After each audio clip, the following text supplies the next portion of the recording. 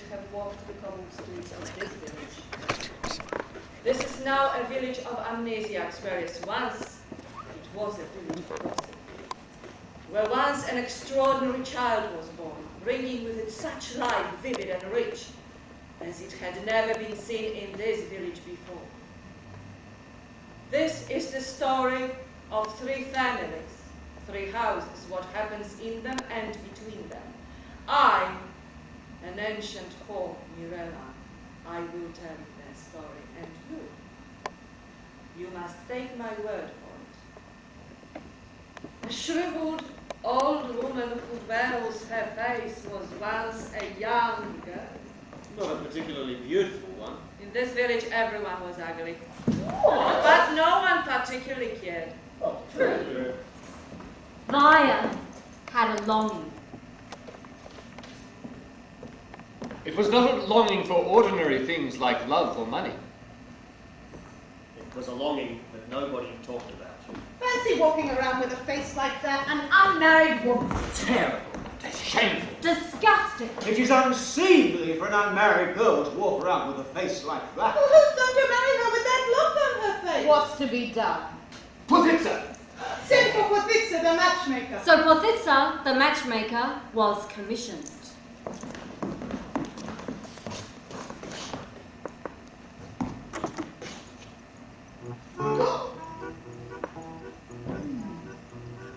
Finding a match for this girl will be no easy task. Who's going to marry a girl with a face like that, eh? Who?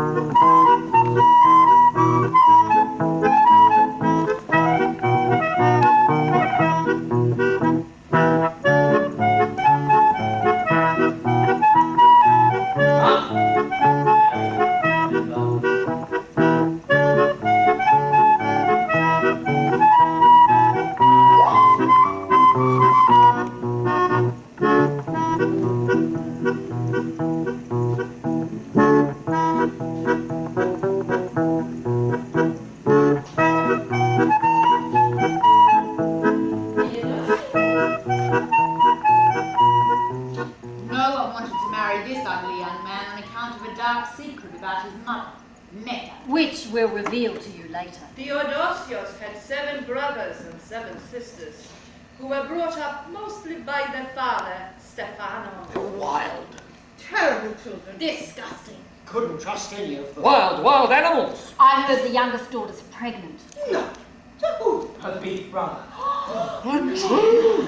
Anyway, children brought up without love and guidance of their mother must be judged by different laws. And so the marriage of Via and Theodosios was contracted. But the longing in Via's face did not go away. And if they found this longing offensive in the unmarried girl's face, it was even more so in the married woman's. And besides, this was no ordinary marriage. It was not that the couple hated each other, rather that they began their married life totally indifferent to one another. As Yiorgos pointed out. Most marriages are like this. However, what was particularly odd was that after the wedding night, the groom never again spent a night at his wife's bed. When his work was done, Theodosios would set off for his father's house, and he would spend every night in his father's house. The longing in Via's face grew worse and worse till it became obscene.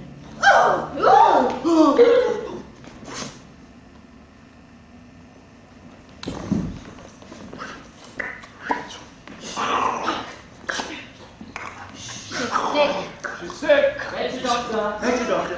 Fever. She's pregnant. Knock, knock. Bun in the oven. Up the duff. She's expecting. Aww.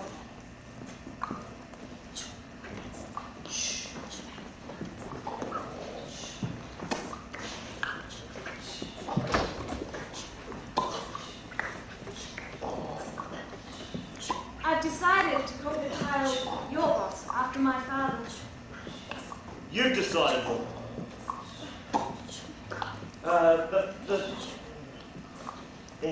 The firstborn should be The named. firstborn should be named after the father's family. That's the way it's done, and that's the way we're going to do it. Your family? Huh. What What claims has your family got? Why, your mother's nothing but a whore. A whore? A whore, woman? A Turkish whore at that. A whore? And your father, he's nothing but a cunt.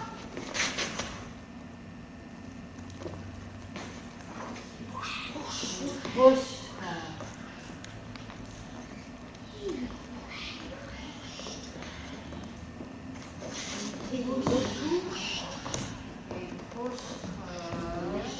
And maybe that's why the baby turned out to be hairy like a gorilla.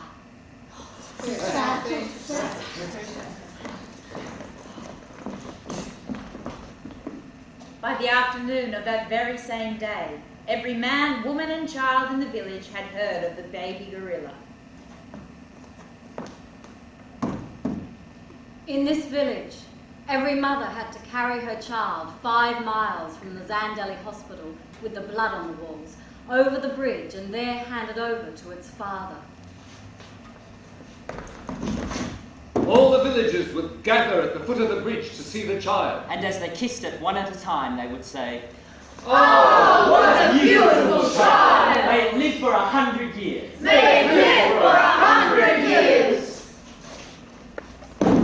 And there was singing and dancing. If the child were fatherless, like those of the village whores, then the whore's own father or her brother would come to collect the child, and the villagers would still say, Oh, what a beautiful child! They lived for 100 years. May it live for 100 years! Then there was singing and dancing. But if the child were born without legs or arms, or even a head, then the mother would leave the child at the foot of the bridge. The villagers would let out their pigs, which would maul and eat the child. Professional mourners were brought to cry and beat their breasts, and, if weather permitted, a hog would be slaughtered and roasted. They would sing and dance to the rising smell of pig's blood.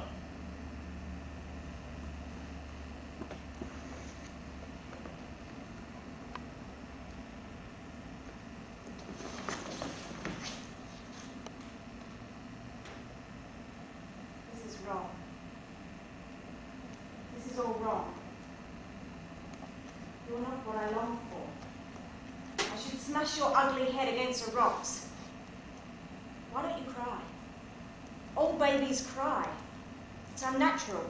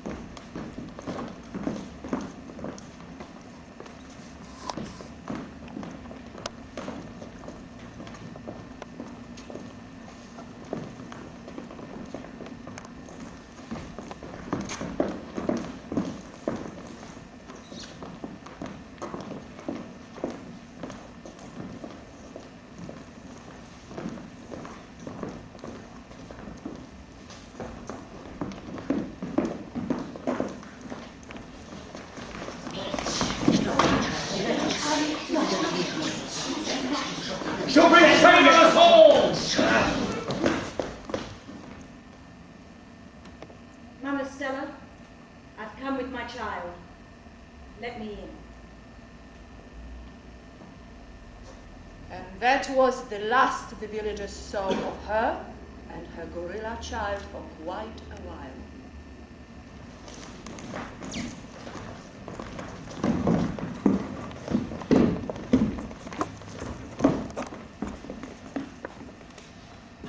When something or someone goes missing here, they say the earth eats. The valley here is known as the Valley of Blood, for when the Turks came to take this village, many Greeks were slaughtered in battle. And though that land was particularly fertile, none of the Greeks dared to use it. Once a Greek man, a very poor tinker called Papatkas, went to the valley and found buried gold pieces. He began to boast his good luck. At the Kaphaneo, he brought all the men, Raki and Mezethis. All the people soon heard about this gold. One by one, they came to the Kaphaneo. The festivities went on for 2 days and 2 nights.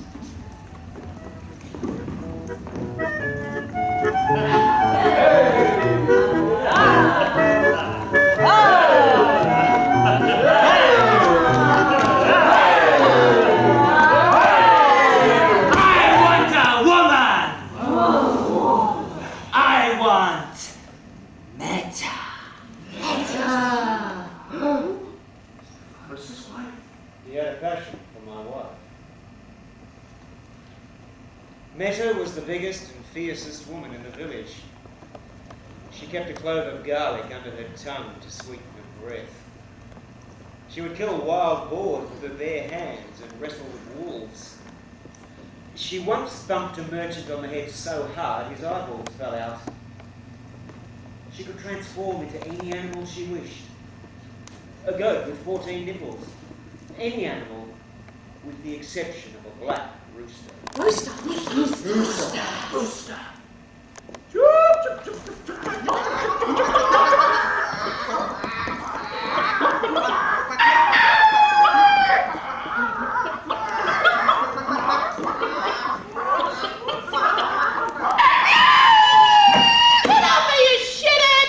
When Meta was 4 or 5, she had sat on the balcony throwing stones at the family's rooster.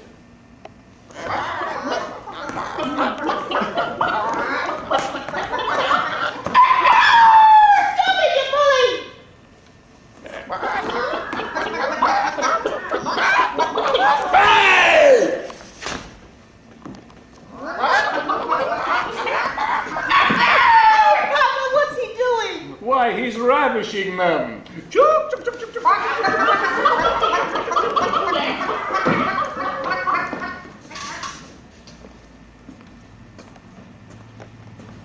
One morning when Meta went to the outhouse, she did not see the rooster.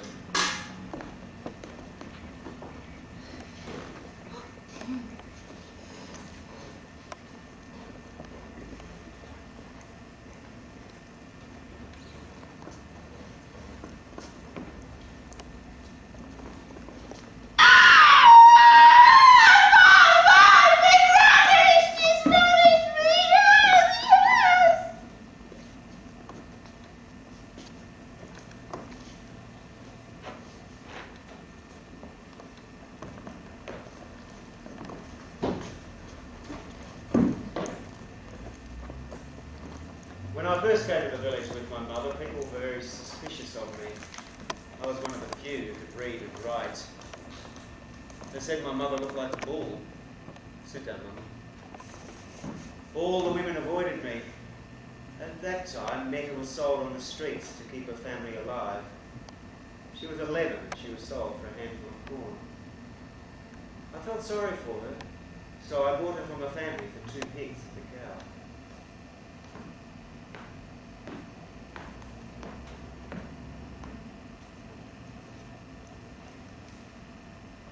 She hadn't even bled yet.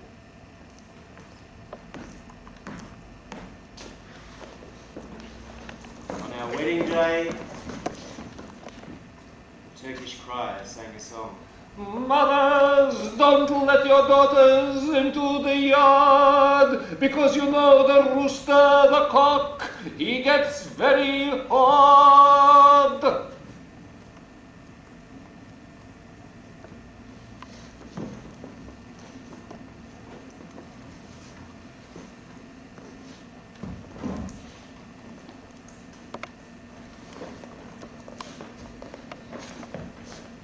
Meta worked hard for me in my fields, in my home, and in my bed. She worked alone in the fields, digging, planting, picking, drying, and selling the tobacco, and she nearly always got the best price. By the time she was 30, Meta had 14 children. However, shame began to grow in my heart. Men would grow weak at the knees and muggled in the brain every time they saw Meta. They would not admit to this desire, but they all had a secret passion for her. I'd wake up in the night screaming because I dreamt my blood was turning to water. You are an uneducated Turkish animal.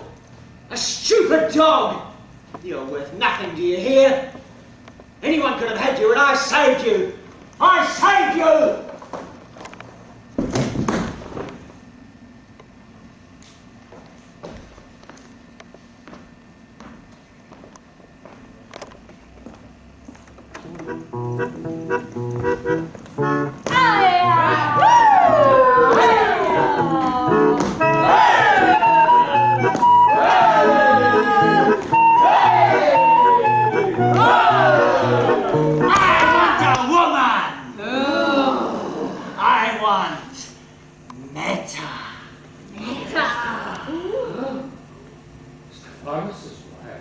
He had a burning passion for my wife.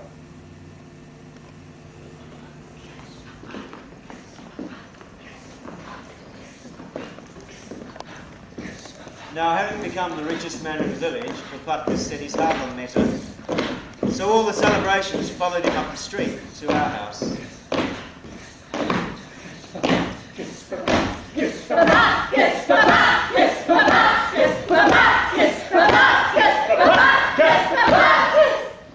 Well,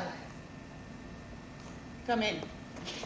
Yes, Papa! Yes, Papa! Yes, Papa! Yes, Papa!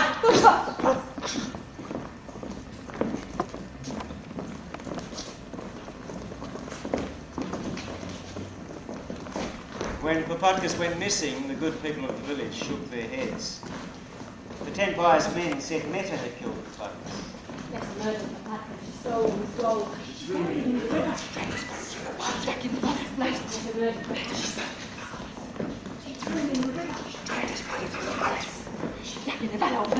The 10 pious men tried to trap Meta without success, and then they asked for my help.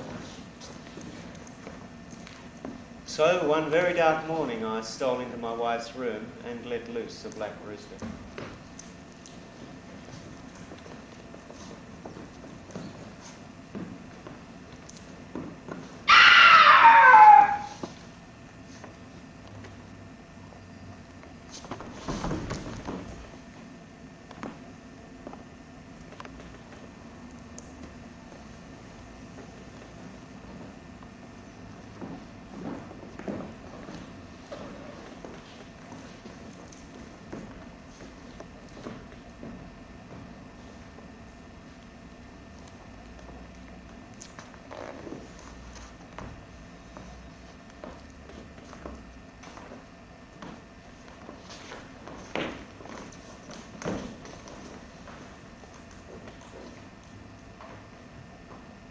I led her out of the village to the Zandali prison where they locked her up for many years to come. Papatkas was never found, dead or alive. Neither was the gold. As for the 10 pious men, they prospered surprisingly well for a few years to come.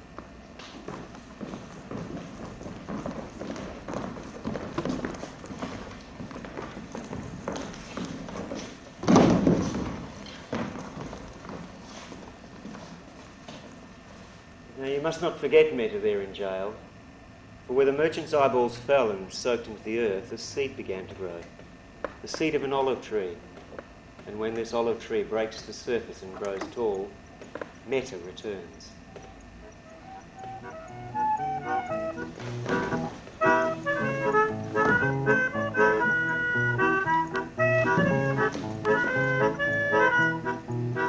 Now it's the time to tell you what happened to the gorilla child. In the 6 months since it was born, no one in the village had seen it. Ah, the earth eats. Surely such a monstrous baby would have died. I don't think it ever existed. Just a fairy tale. A sick joke. No, true, it's the ugliest thing you've ever seen. The neighbours say it's still alive. Can you hear anything? Just some chattering. And crying last Gorilla night. child? No, someone weeping. Sounds like Bayer. Is it any wonder? Poor thing. Bastard Theodosios. I never visited Via or my child. I worked hard cultivating my fields and weaving mats. I sent all my earnings to my wife. When I earned nothing, I still sent something.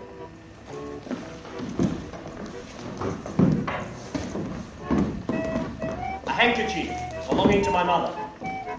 Mrs. Handkerchief. Mother's handkerchief, a beautiful handkerchief. Red silk handkerchief.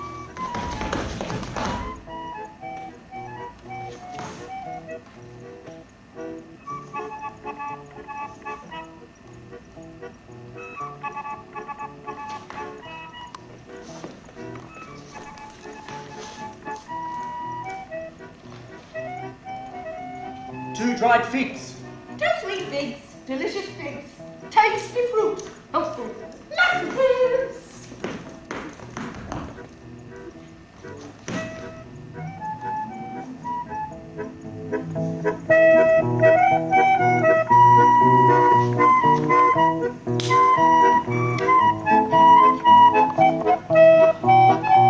A handful of dried apricots. 2 oranges.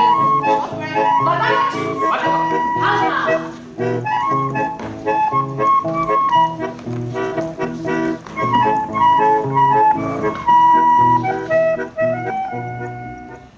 How can she bear it? I can't stand to look at it. Well, don't. It's like a monkey. God rest its miserable soul. It's better than if it died. You need more room. Don't start. What about upstairs? Yiorgos' room. Esther's Esther's been old down room. with us for 20 years. What are you doing? It's for a wall. I'm building a wall. Well, we're too busy for stupid things like that. I'll make time. Via won't be able to work in the fields this year. We can't rely on that football up his son-in-law. It is necessary. Ridiculous. Child needs to see the light of day. Via's too afraid of the villagers to let him out. If there's a wall, no one will see it and it will be safe. Besides, if he doesn't get out in the sunshine, his bones will grow crooked and he'll be uglier than he already is. So Papas Yiorgos built a wall around our house. That's why no one saw the child for such a long time. Behind the wall, I fed the child, talked with him, played with him, slept with him on my breast, and bathed with him. I'd lay in the water until it grew cold with my gorilla child. My body so white, my child so dark and hairy. One could say she was in love with its very monstrosity.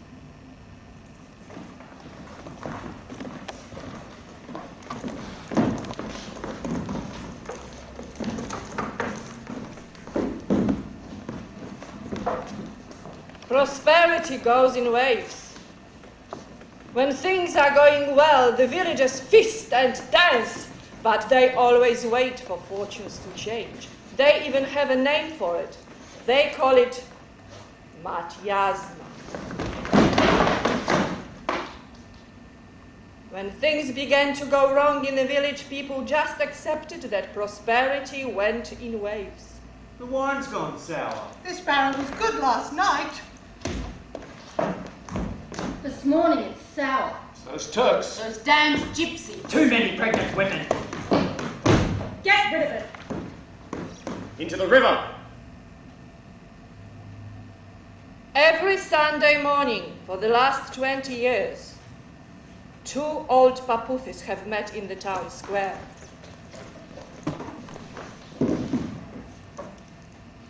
To tell each other jokes about naked Cassia chasing her white chickens. 2 bulls drank from the river downstream and went crazy through the village. Why did the chicken cross the road? I don't know. Why did the chicken cross the road? To ravish silly Cassia. Why did silly Cassia pluck the chicken? I don't know why. Because she couldn't pluck a cock. What did she do with the feathers?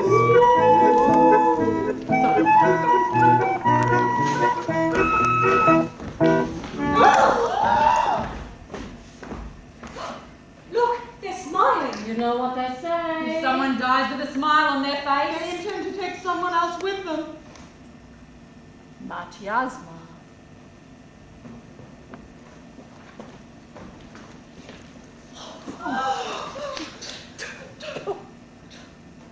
After the burial, the great debate between the priest of Cassia and the blind traveler began.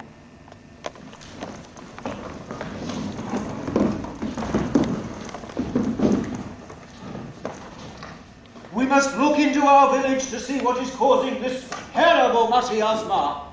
We must search for it and weed it out. Prosperity comes in waves. Led by themselves, things certainly come right. Ah, but there is one family in this village which has not suffered like the rest of you. Who? The house of Papas Yiorgos. It's true. In the house of Papas Yiorgos, no one ever gets sick. Their wines are of a superb flavour. their chickens lay twice a day. Goats give milk 3 times a day. He's the only one left with silk cocoons to sell. These tobacco plants are tall and green. It is the house of Papas Yiorgos Liaras that has brought this terrible miasma upon our village.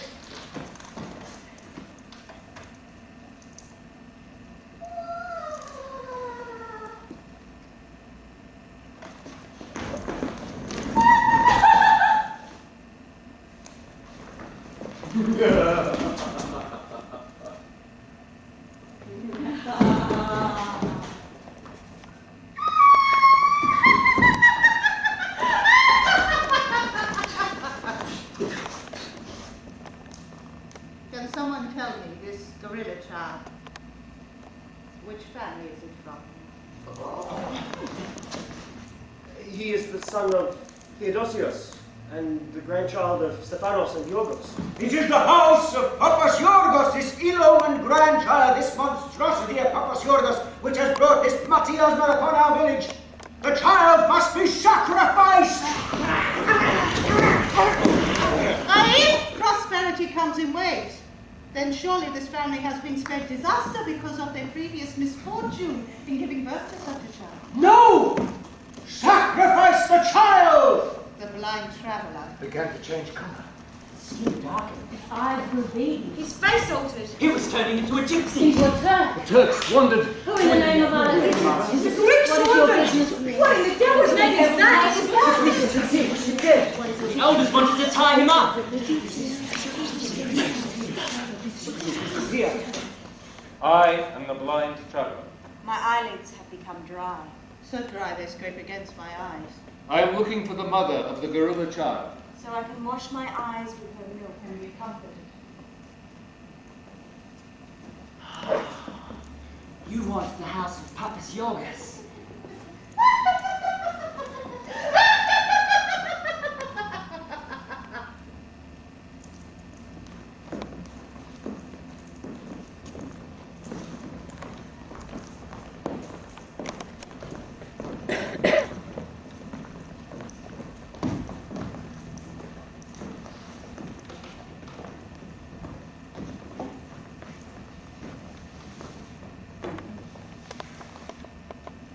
The blind traveller sat in the courtyard of Papas Yiorgos, listening to news of recent disasters. Where are you from? And where are you going? I have come a very long way.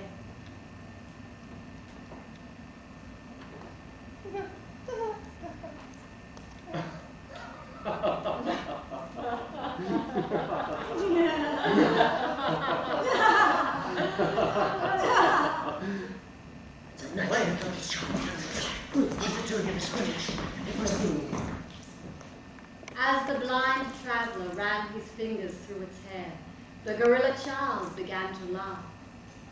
Via stood over the blind traveller and gently shook a drop of milk into each eye.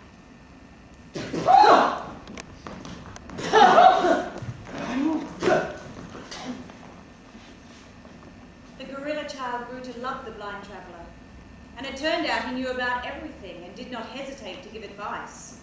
He taught me how to make good bread. Daughter, is your bum sweating? No, Bakus, it is not. Well, if your bum's not sweating, daughter, then your bread's not good.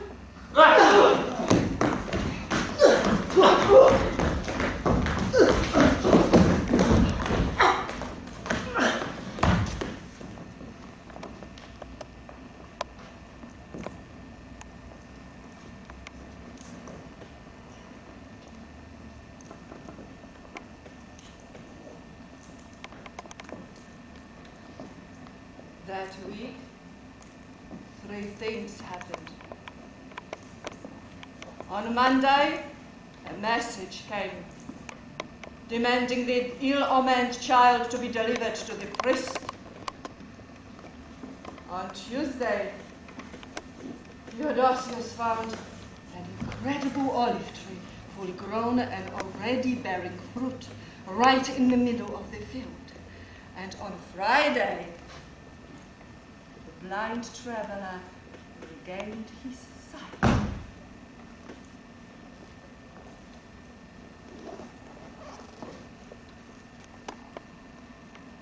Theodosios, wake up. I brought you your son. Thank you for the fruit.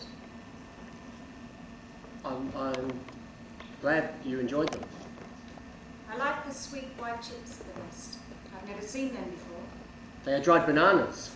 I exchanged them for 10 mats. They come from Africa, where they grow on trees. Theodosios. I can get you more white chips if you like. Theodosios, the priest says we're to hand over our child. They're going to kill your son. I will talk to my father. I will do what I can do. Perhaps you can help. You could save your son. Perhaps you could smuggle him out to another town. After all, who would suspect you?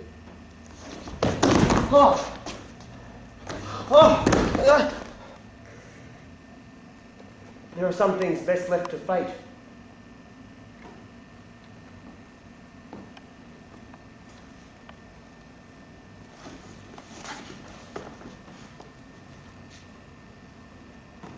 I must tell you, Theodosios. From this moment on, you and I are mortal enemies. Vaya told Theodosios that from this very moment they were mortal enemies.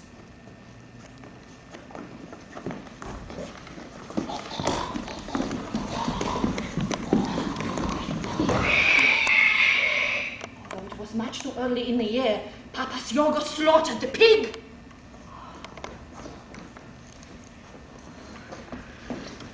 Not too greasy, not too fat. Special herbs and spices to make the most delicious pork sausages.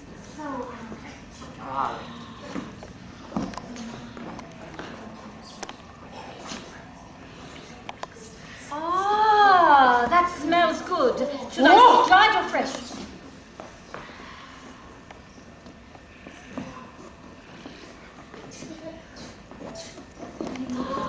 Oh, so aromatic. How much do I need?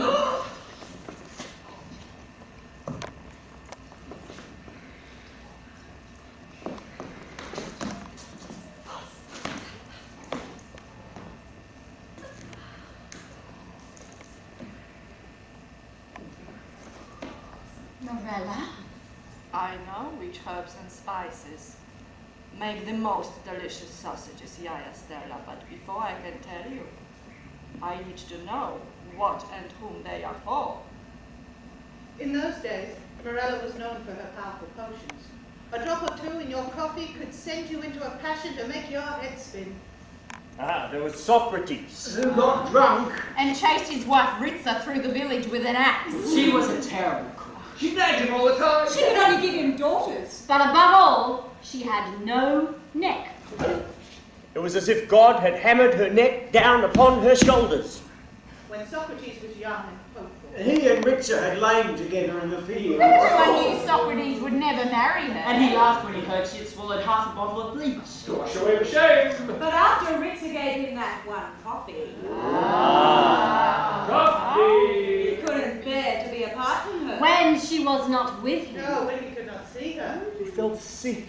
Every night he slept under her window. Straight after the marriage, the effect of the coffee wore off. And he began to gaze wistfully at the necks of other men's wives.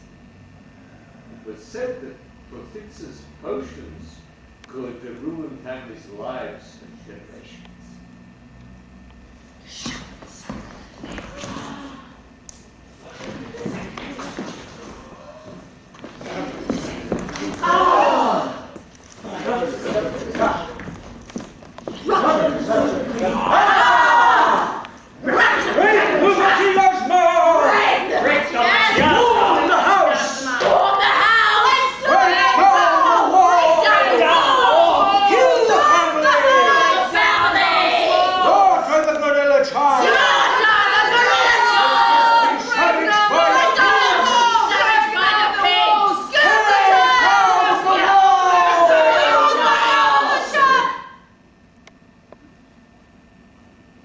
Welcome.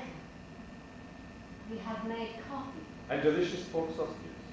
4 pieces for 1 drachma. They want to poison us. They want to poison us. Delicious pork sausages. With lemon and leek. Lemon and leek. Animals! Animals! Cannibals! Leave me the gorilla child!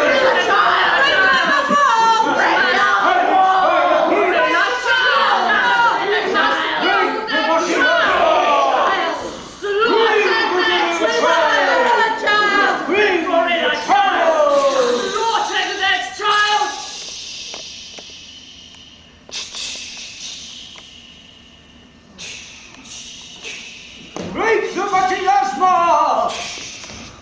Bring me the gorilla sausage! Hair dog! Sausage! We must...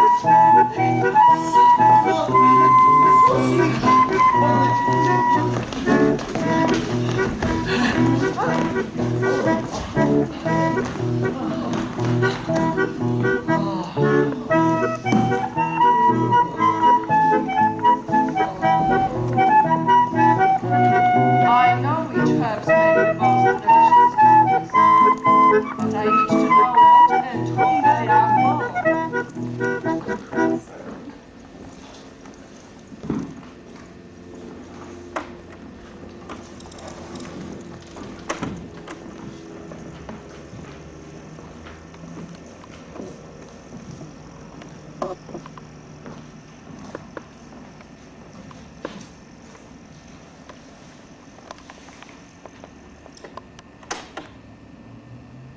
In prison, I am kept in a dark room and raped.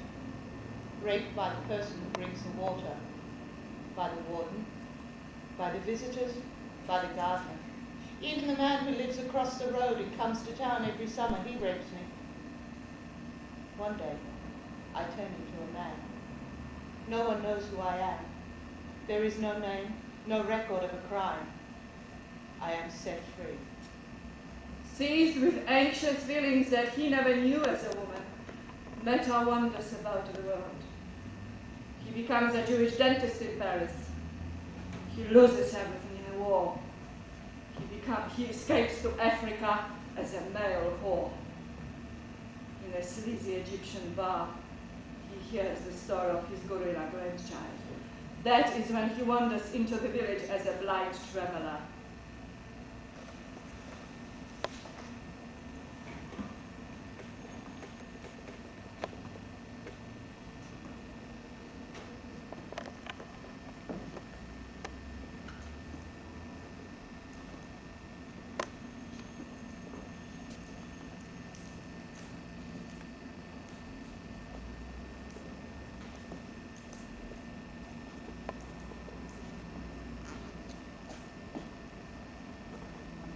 The day Meta finds Stephanos in the field with his son.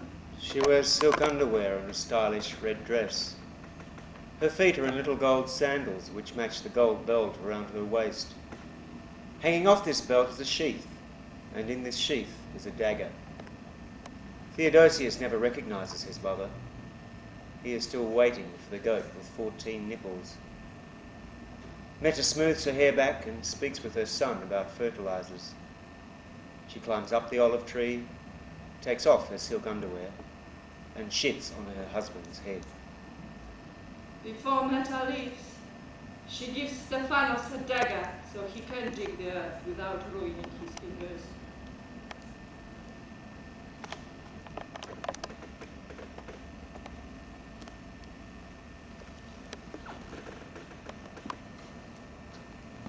Meta leaves and never sees her husband again.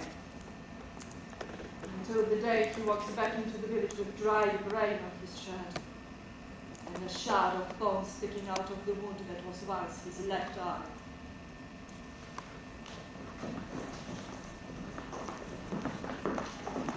Meta comes to me, fierce and desirable, with a set of white teeth wrapped in red silk. She paints the brothel blue. She fills the balcony with pot of purple flowers. In the winter, she rubs oil into my back. In the summer, we sit on the veranda eating. In the spring, we feed teeth.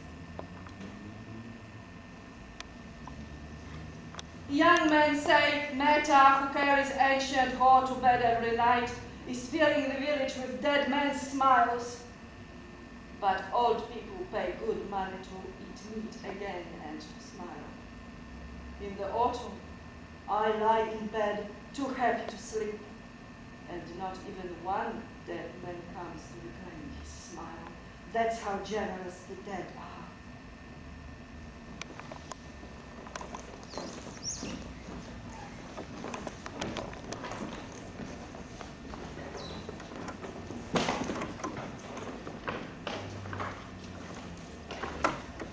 I woke up every morning with a cold and bleary light in my eyes and the smell of fresh bread. I filled my baskets and rode across the village, delivering bread from my mother's bakery.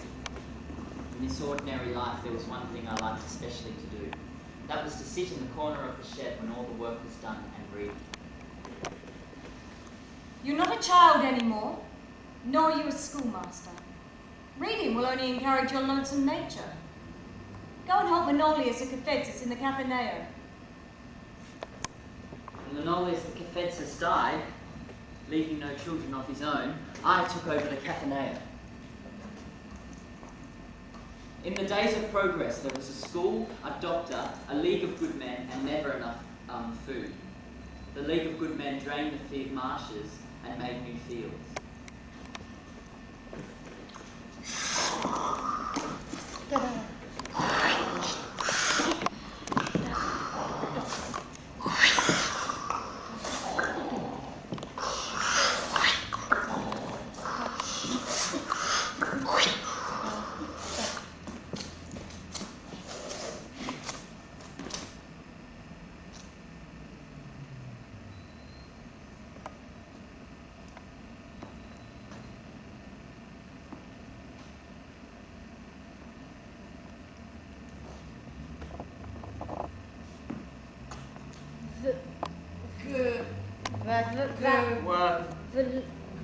Valid only at the League of Good Men stores, these yellow slips.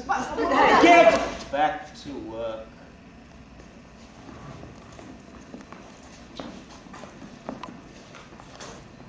Among the many fine things that the League of Good Men brought to their store were buckets of hops.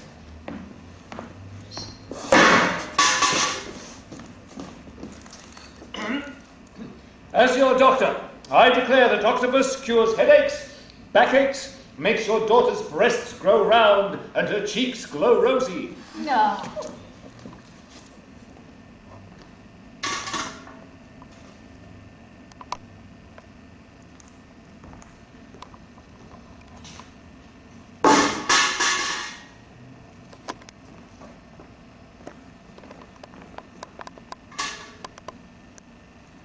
The octopus was the only thing my father had ever given me.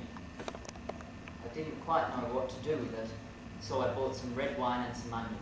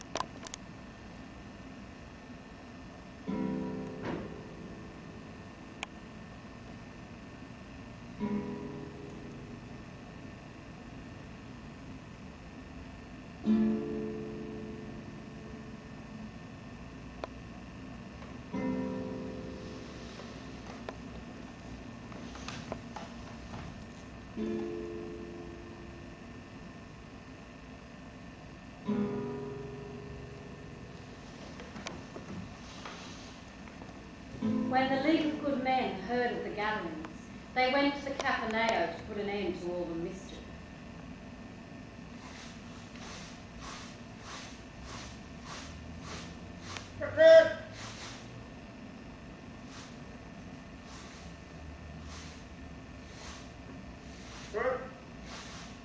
But when they got there, they had to admit that there was no mischief, that everyone was well behaved.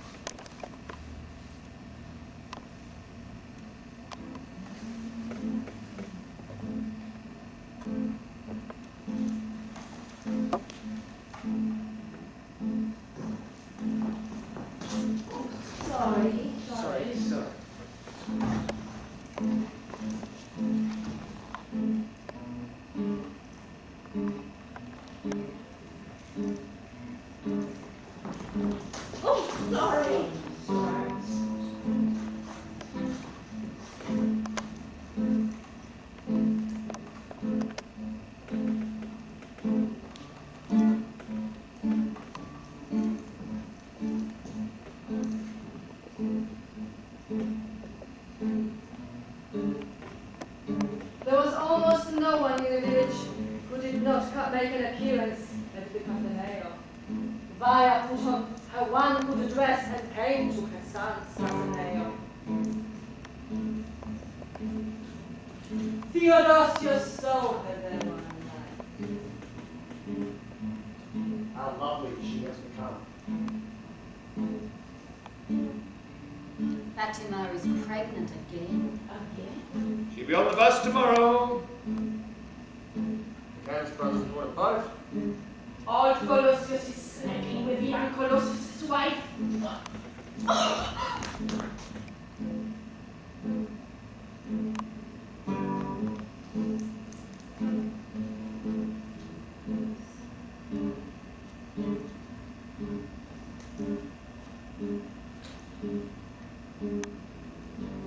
Now, the wild cherry drink could only be bought for drachmas, and most of the villagers who worked in the League of Good Men's fields had little money.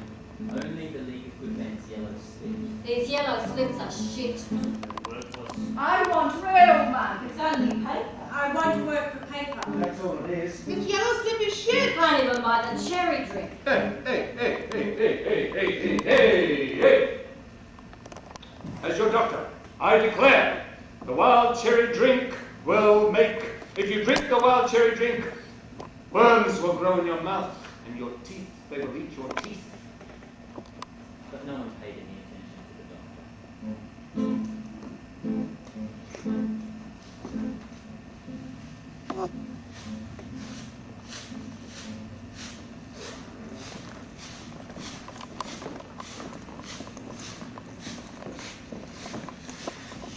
In these days of progress, we have seen many sights. Since the League of Good Men came, we have worked like ants to drain these marshes. These marshes that used to belong to everyone. Now we make them into new fields for the League of Good Men, to make them rich. Yeah. We break our backs all day, and the League of Good Men sit on their asses. Yeah. And what do we get in return? Nothing. Worthless slips of paper. Theodosios and his men left the fields and vowed never to return. The League of Good Men brought in foreigners to work in their fields, mostly mercenary soldiers and beggars with shifty eyes.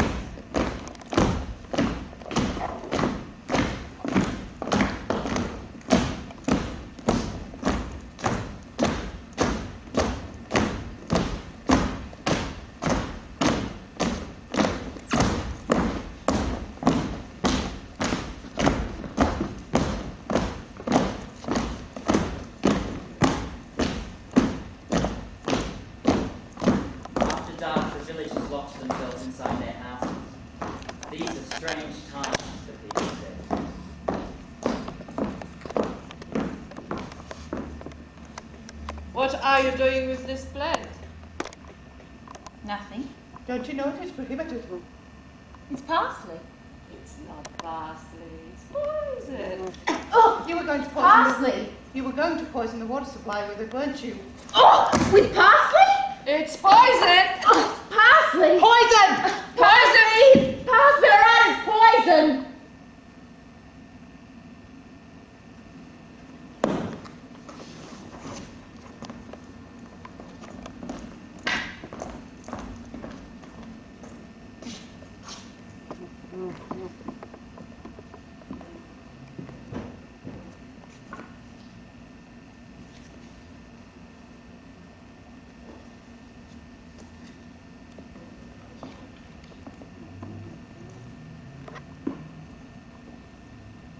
My friends, these are strange times. Theodosios and his band of lazy thieves have been causing a great deal of trouble. They have stolen from the League of Good Men, and now they have fled to the mountain. Their houses have been set on fire. As your doctor, I declare that it is certain that Theodosios and his men have gone mad. Who knows what reprisals they have in store for you? What harm may come to you, their friends and relatives? In order to protect you from these madmen, from your loony husbands, the League of Good Men is sending you to stay with your relatives who live far away from here, far away from your loony men in the mountains. Stephanos?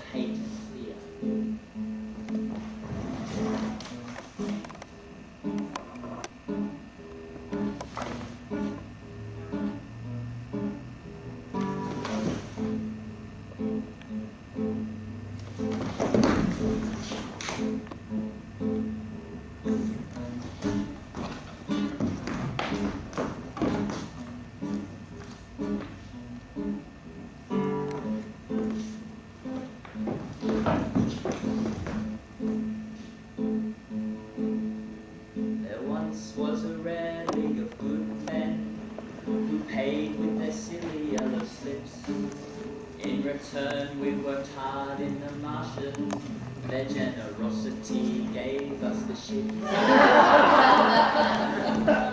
I declare, said the doctor, I do what the League of Good Men ask. Don't question why I walk so peculiar, because they've got their hand up my arm. I declare, said the doctor, I must check your daughter's breasts, if you please, to make sure they're growing firm and healthy. I'm professional, just let me have a squeeze. It was at this point that the League of Good Men suggested to the villagers that perhaps Yiorgos the Apeface was not a human being at all, but an animal, and a hairy one at that.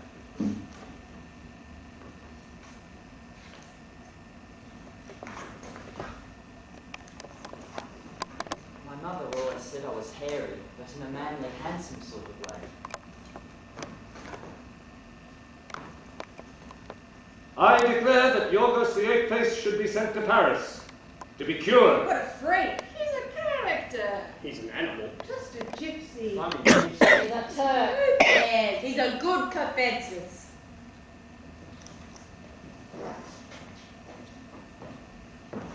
Now, the spies of the League of Good Men were everywhere, and a rumour spread through the village that Stephanos had returned and was hiding in the brothel.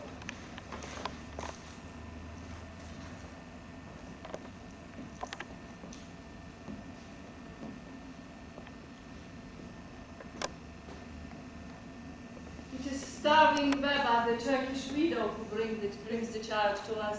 when she leaves the village to marry a widower with his 2 sons. I am delighted with the child. I call her Agape. The first night, Agape cries and cries for starving Baba. I collect her tears in a porcelain vase. I bathe her in warm water with perfumed oils. Together we paint the ceiling of Agape's room with giant yellow flowers, so that every night she will sleep under a giant field of chamomile. I teach her how to read future in chicken entrails and how to make poison to kill off her enemies. I take a hunting in the valley of blood. When Agape sleeps, Meta and I watch over her, and we synchronize our breathing with hers. Agape becomes so beautiful that I cannot look over her anymore without crying. I teach her how to read, and she reads everything. One day, the pale millionaire comes to town with a league of good men to drain the swamps. He is so sophisticated that the village girls make love to him with their eyes. I plan to take Agape of the glowing face to Athens, to put her on my balcony so that everyone will see that I have a bright young wife with a face that shines like the moon. A week before the wedding, I break Agape's hymen. The morning after the wedding, I hang the dried sheets in the village square so that everyone can see. All day the villagers laugh at the sign of sheets with no virgin stain. In the night they hang the horns of the biggest goat on the door of the house where Agape and the pale millionaire sleep. In the Cafeneo, Agape tells everyone who will listen what it is like to make love with the pale millionaire. She boasts a pleasure which at its peak turns her glowing face into a flash of light. My husband always closes his eyes. Just only 1 year of this, the humiliated husband leaves the village. That's when Agape starts selling her sexual favors to traveling tinkers and tobacco merchants. That is how the brothel begins again. The days of fitting teeth and knitting in the sun are over.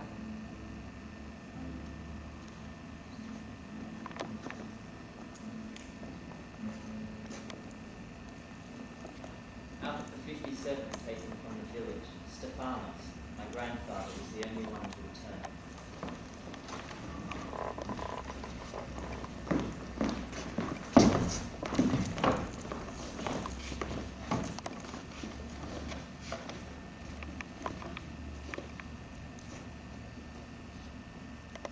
Agape of the glowing face covered Stephanos with a cloak and took him to the brothel. There was dried brain all over his shirt. And a shard of bone sticking out of the wound that was once his left eye. Meta put a clean bandage on the eye, but he still smelt as if he had been sleeping with the dead. Agape did not seem to mind the smell, for she went to visit him every day.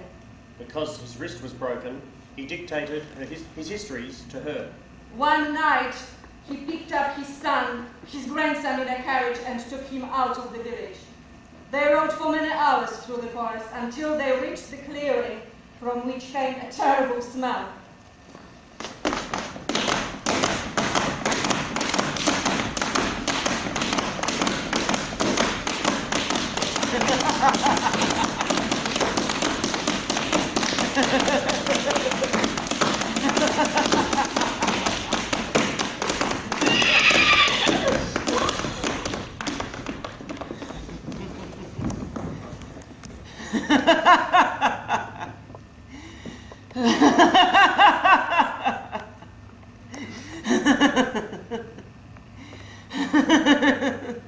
What is it? What is it? This, my grandson, is your inheritance.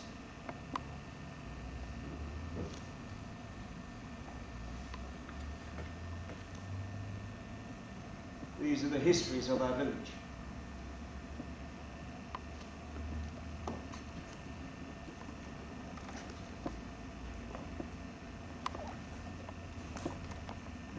Now, in the histories of Stephanos, there was the story of Saint Via, who, it is said, refused to abandon her faith when tortured by the Turks. They cut off her breasts. She bled to death and was made into a saint. Stephanos had a different version of the story.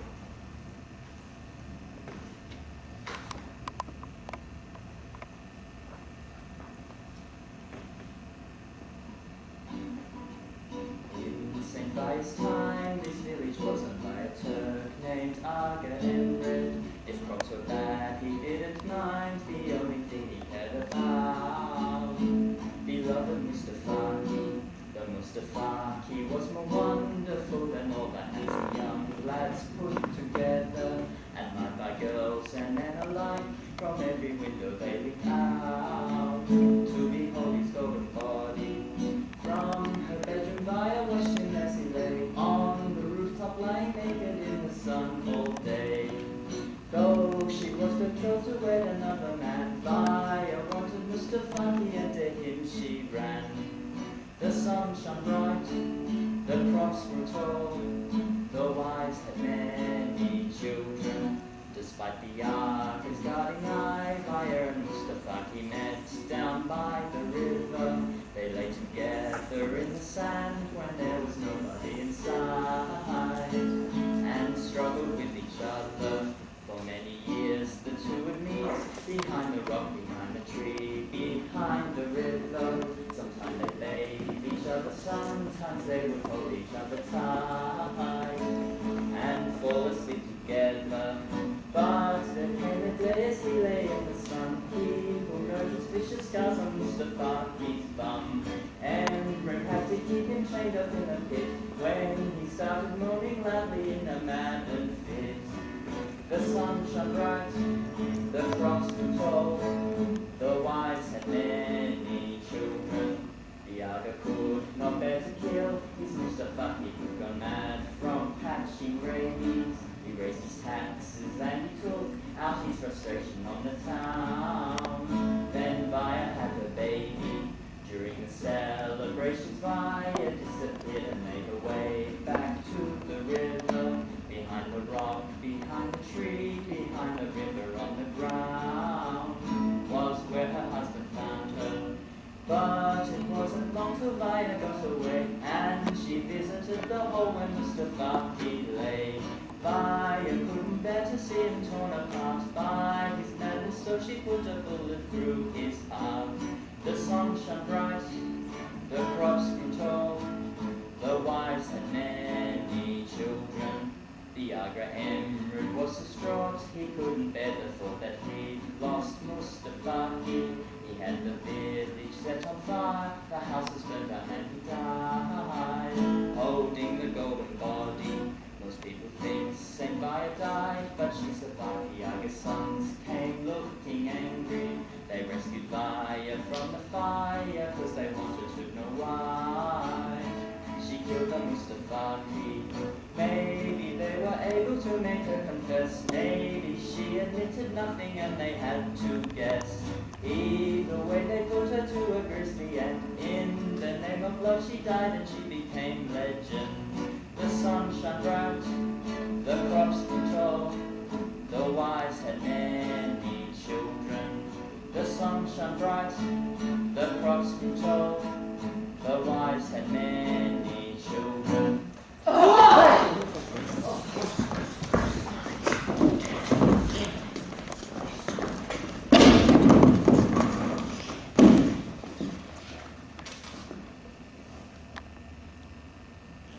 How does Yiorgos the Apeface come to see and love Agape? Before we talk of love, we must talk of words. Words in this village had a life of their own. Scandal. Scandal. Scandal. On that very night, when Yiorgos the Apeface sang the song of Saint Via, the League of Good Men knew of it. And on that very same night, Yiorgos the Apeface knew that the League of Good Men were planning to kill him. Having shamed the family, Papa's Yiorgos threw his grandson out of the house. After all, his wife was related to Saint Via. Having no other place to hide, Yiorgos the Apeface went to the brothel. But as it happened, the League of Good Men were due in the brothel that very night.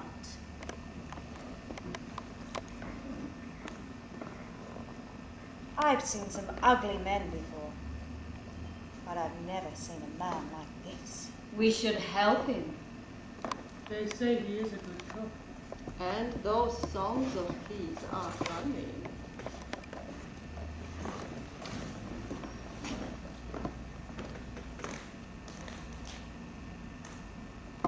The League of Good Men have done nothing tonight but complain about the prices. They don't want the wine and they don't want the food. And they don't want us. They have complained that they have never been offered Agape as a blow of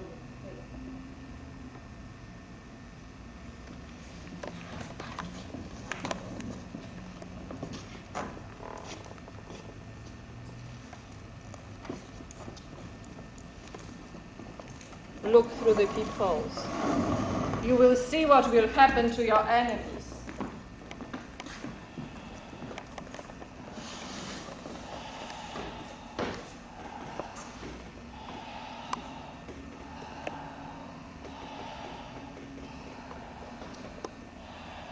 I saw Agape's face burst into a sudden flash of light.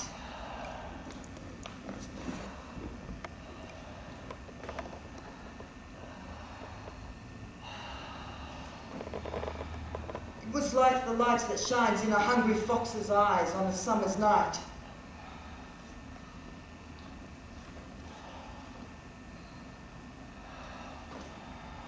It was like the light that reflects off whitewash on a hot Mediterranean afternoon.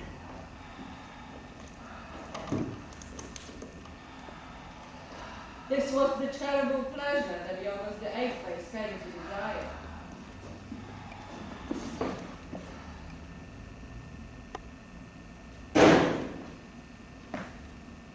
You must know that Agape of the glowing face did not know that her face could kill. She is one of those people who was born innocent and stay that way. You must also know that Yiorgos the Apeface was 32 years of age and he had not yet known a woman.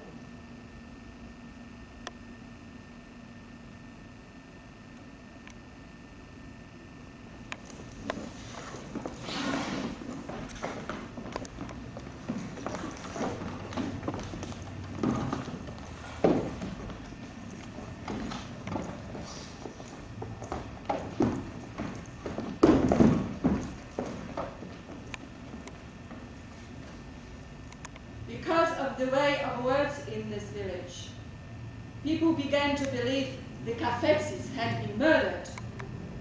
But later that week, Yiorgos the Apeface left the brothel and went to see his father. Father, I have written 7 letters. Will you deliver them to Agape of the glowing face for me? Yes. Promise I promise.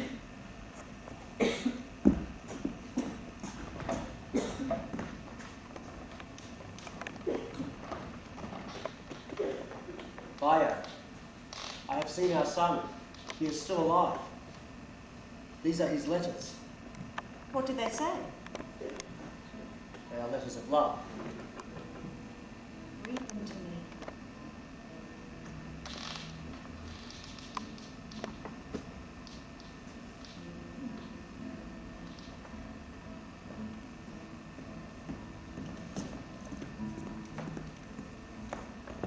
I cannot read.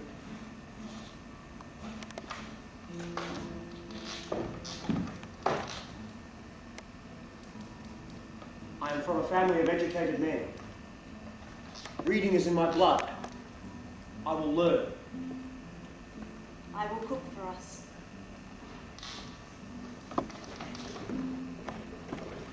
Now that Sunday night in the Cafaneo, something different happened. In the songs of Yiorgos the Apeface that night, that was something sad, something unbearable.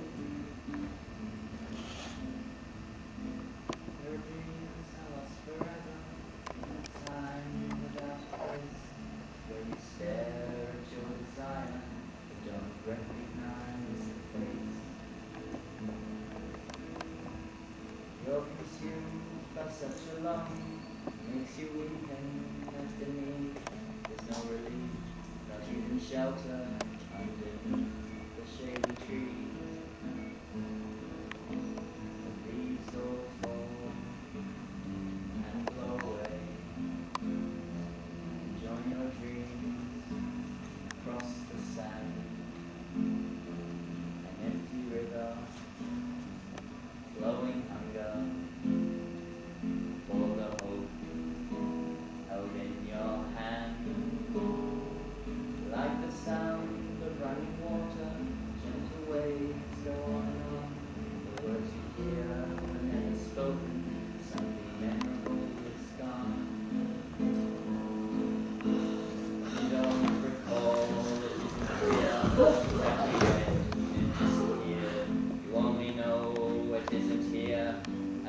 something memorable, something is gone.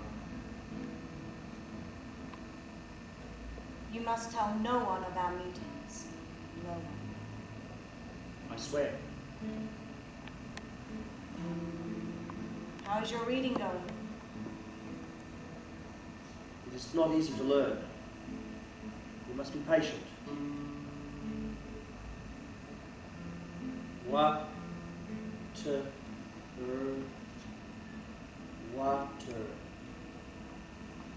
Water. When our son was born, my love for him would keep me awake at night. I've always been frightened of having a child. The thought always terrified me.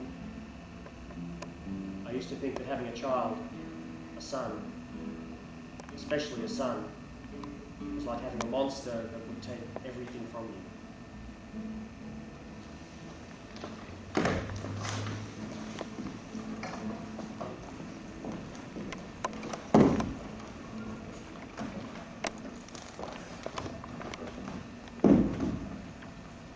Every day, Yiorgos the Apeface would wait outside the brothel for a reply to his letters. Now the only friend Agape had was a wild boar she had come across on her hunting trips with Meta.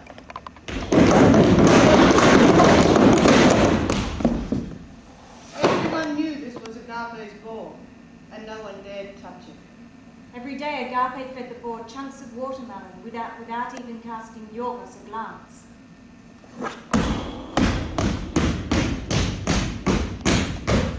Vaya, I have learned to read.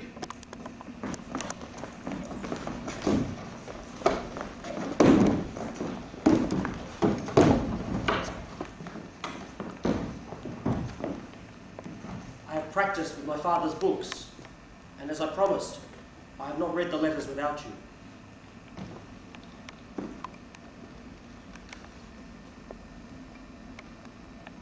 I'm consumed by such a longing makes me weaken at the knees. There's no relief, not even shelter underneath the shady tree. The leaves fall. I don't understand what you're saying. Are you sure you're reading them right? I'm not reading it wrongly. I'll read from another book if you like. No. Go on. Like the sound of running water, gentle waves go on and on. The words... These letters are all the same.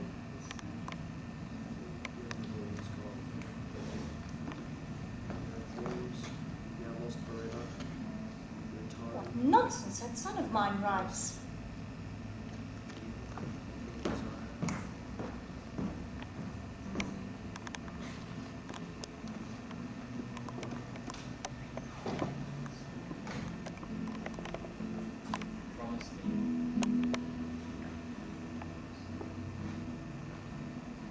I promise.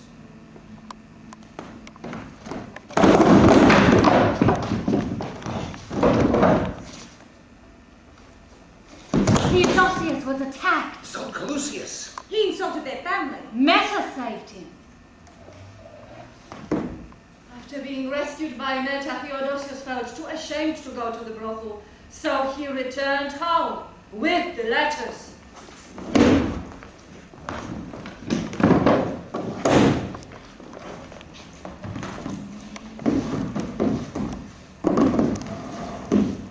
About this time, Stephanos' house burnt down, but no one heard Stephanos cry out, and he died in a fire. After the funeral, the rumor spread through the village that Yiorgos the Apeface was going to fight Agape's war.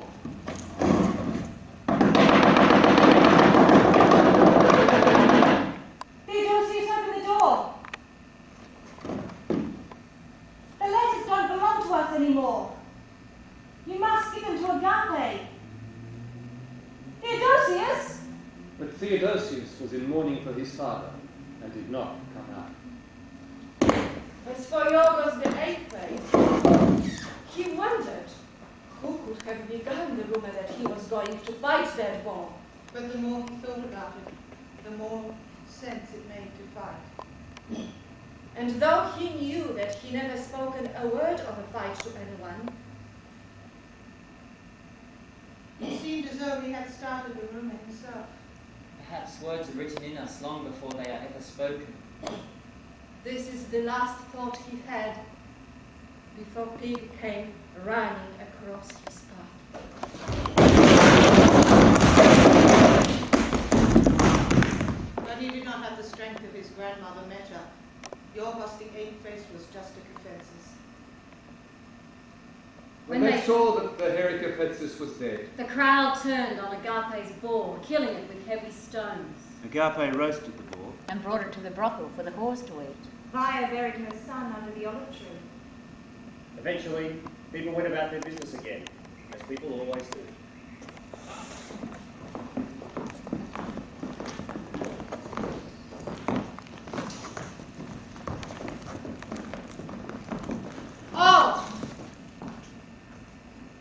That summer, in the house of Papas Yiorgos, one of the mules gave birth to a mule.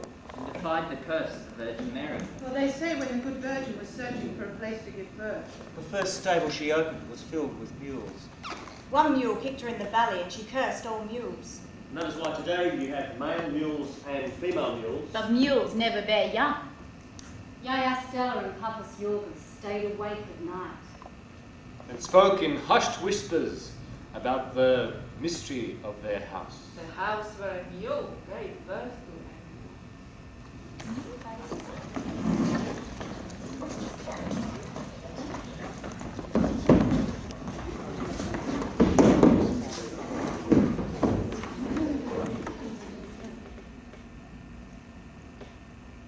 Was it really a mule or was it just a rumor?